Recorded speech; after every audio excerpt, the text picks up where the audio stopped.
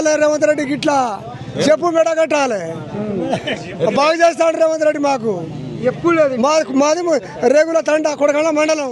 ఈడ తిని అరగలేక తిన్నది అరగలేక తిరుగుతున్నా.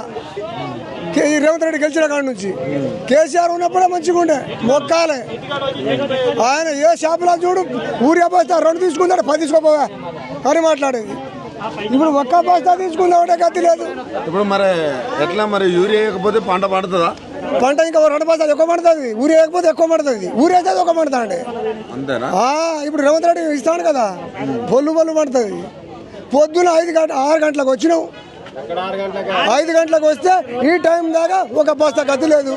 ఏం చేయాలి? 4 గంటలకు వచ్చిన మరి ఎట్లా మరి పరిస్థితులు ఉంటే మీరు ఎట్లా మీ జీవనాధారం ఏంది? మీకు డబ్బులు ఏంటి రావాలి? డబ్బులు ఎక్కడిది? తిండి లేదు, దుకాణం లేదు, ఏం లేదు. ఇక పొద్దుగా ఉపవాసం అంటాను.